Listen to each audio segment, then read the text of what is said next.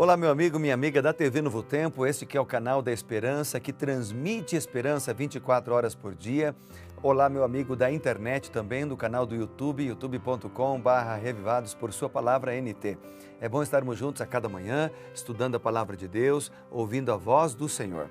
Hoje nós vamos estudar Isaías, capítulo 65, quase terminando este livro tão bonito, tão especial da palavra de Deus.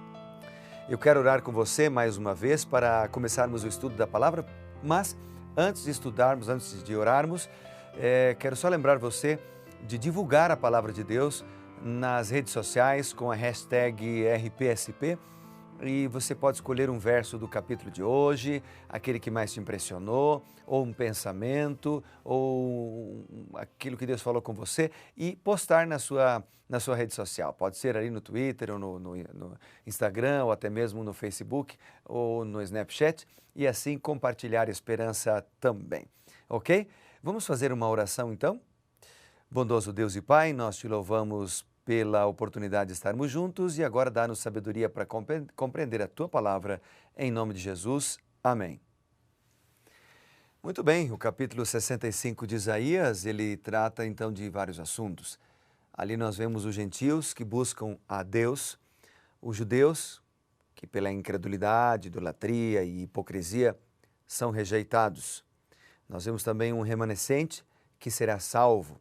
O capítulo também trata dos juízos aos ímpios e bênçãos aos justos, e também da condição da Nova Jerusalém. E eu destaquei alguns versos, como sempre tenho feito aqui, versos que me impactaram e que fizeram a diferença para mim ao ler Isaías 65. Quero começar destacando o verso 1 com você. Vamos juntos então ler Isaías 65 e o versículo 1, diz assim: Fui buscado pelos que não perguntavam por mim, fui achado por aqueles que não me buscavam. A um povo que não se chamava pelo meu nome e disse: Eis-me aqui, eis-me aqui. Bom, eu quero destacar aqui a frase eis-me aqui. Sabe que por muitos anos Deus continuou a ser paciente com o seu povo e continua a dar oportunidade de arrependimento para o povo.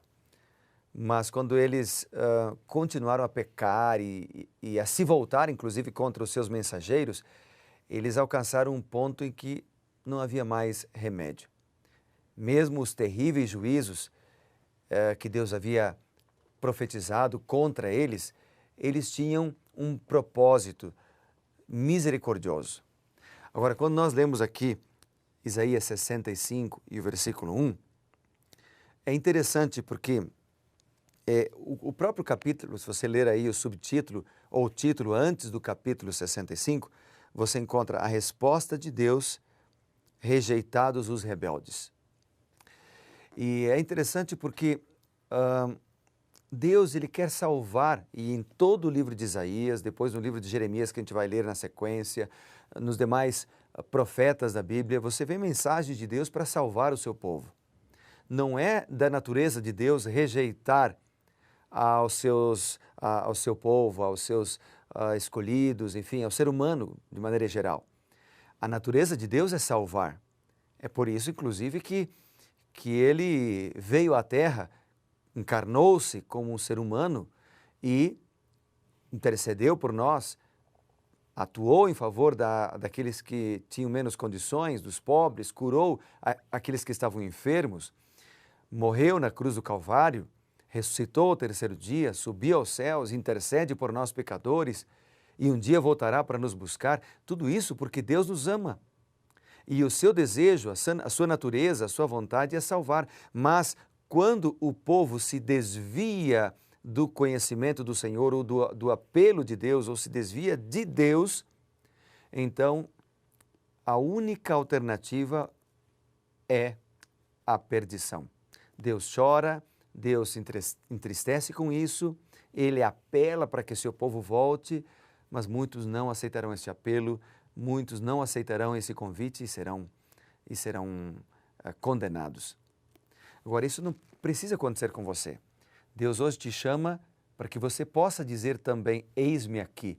Eu estou aqui, Senhor, salva-me, Eis-me aqui, Senhor, eu quero aprender mais a Tua palavra. Eis-me aqui, Senhor, eu quero ser transformado pelo Teu Santo Espírito. Eis-me aqui, Senhor, guia os meus passos. Eis-me aqui, Senhor, transforma a minha natureza pecaminosa. E quando nós clamamos ao Senhor, quando nós oramos a Deus, quando nós colocamos nossa vida nas mãos do Senhor, Ele nos transforma, Ele nos capacita, Ele muda cada um de nós. Outro verso que eu quero destacar aqui é o verso 4. O verso 4, ele fala da condição daqueles que estão longe de Deus e de seus costumes. Ele vem falando o seguinte, bom, vamos ler desde o verso 2 para a gente pegar o contexto. Estendi as mãos todo dia a um povo rebelde que anda por caminho que não é bom. Então, isso é bom pegar o contexto, porque ele está falando de um povo que se afastou de Deus, apesar de Deus estar estendendo as mãos. Este povo seguiu seus próprios pensamentos. Povo que de contínuo me irrita abertamente. Fazendo o quê? Sacrificando em jardins, queimando incenso sobre altares de tijolos, que mora entre as sepulturas e passa as noites em lugares misteriosos, come carne de porco e tem no seu prato ensopado de carne abominável. Povo que diz, fica onde estás, não te chegues a mim, porque sou mais santo do que tu. Que triste situação. Encontramos aqui que os que se afastam de Deus, eles se encontram numa situação deplorável. A tendência é buscar a solução onde não existe quando a gente se afasta de Deus. Eles aqui, Isaías aqui se refere a um povo que está ou se refugia em lugares misteriosos.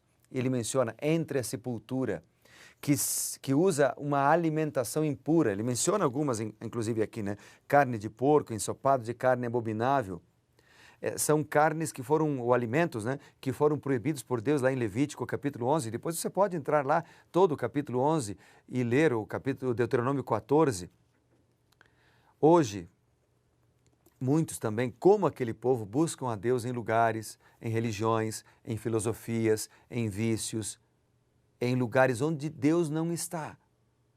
Como podemos encontrar a Deus? Buscando-o na Bíblia. É ali, é aqui na palavra de Deus onde Deus se encontra. É por isso que nós precisamos ler a Bíblia diariamente, porque quando nós lemos a Bíblia diariamente, nós encontramos a Deus e podemos ouvir a sua voz.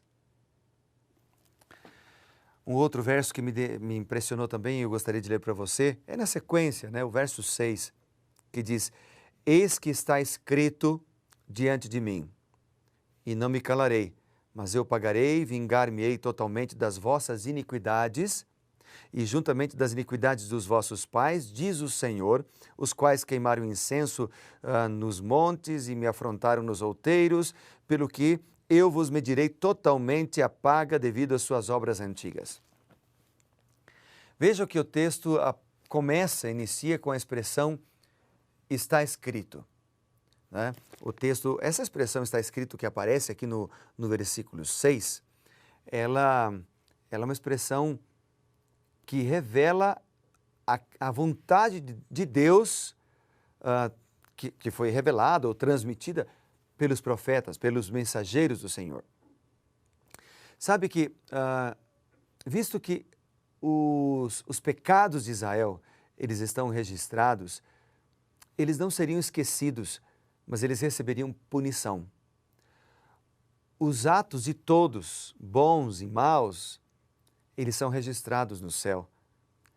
E os anjos são testemunhas a favor ou contra cada um de nós, a favor ou contra cada um dos seres humanos. E nós seremos julgados por Deus, baseado em nossas ações. E as nossas ações serão boas ou más, dependendo de onde estiver o nosso coração. É por isso que Deus apela para que o nosso coração, os nossos pensamentos, né, a nossa mente, a nossa vida esteja nas mãos do Senhor. O versículo 8 diz assim, é um outro verso que eu quero ler para você. Assim diz o Senhor, como quando se acha vinho num cacho de uvas, dizem, não o desperdices, pois há bênção nele. Assim farei por amor dos meus servos e não destruirei a todos. No verso 8 é uma bênção e também uma promessa de Deus. O seu desejo é salvar, não destruir. Apesar da transgressão do povo, havia a promessa: por amor dos meus servos, eu não destruirei a todos. Deus deseja salvar e não destruir, como já mencionei no início, só que depende de nós. Para os que são fiéis, há nesse capítulo vários versos que mostram o plano e a vontade de Deus. O que Deus está planejando para os seus filhos e para onde Ele quer nos levar estão revelados aqui. No verso 17, por exemplo, a Bíblia menciona que Deus criará novos céus e uma nova terra. E ali nos versículos 17 até o versículo 25, Isaías então descreve os novos céus e a nova terra que seriam criados se Israel ouvisse as mensagens dos profetas e cumprisse o propósito divino após retornar do cativeiro. Israel falhou, por isso, como aplicação secundária, esses versículos apontam para os novos céus e a nova terra que Deus criará e levará ao seu povo na sua segunda vinda. No final do milênio, que é retratado em Apocalipse 20. Porém, a descrição se refere primariamente à situação de Israel e sua aplicação secundária deve ser feita apenas à luz do que os escritores do Novo Testamento e também do Espírito de Profecia têm a dizer a respeito. Deus tem preparado um lugar melhor, um lugar lindo, um lugar bonito. Eu gostaria de deixar aqui como tarefa de casa para você ler a partir do versículo 17 o que Deus tem preparado para nós. Fica a cada um de nós o desafio, que é entregar a vida ao Senhor, que é entregar tudo o que temos ao Senhor, que é entregar os nossos medos, a nossa esperança nas mãos do Senhor. E assim Ele nos transformará. Vamos orar por isso? Bondoso Deus e Pai, obrigado pela certeza da salvação em Cristo Jesus. Ajuda-nos e abençoa-nos, perdoa os nossos pecados, para que um dia possamos morar no novo céu e na nova terra. Nós oramos em nome de Jesus. Amém. Que Deus te abençoe e lembre-se, amigo, seja cada dia reavivado pela palavra do Senhor. Grande abraço.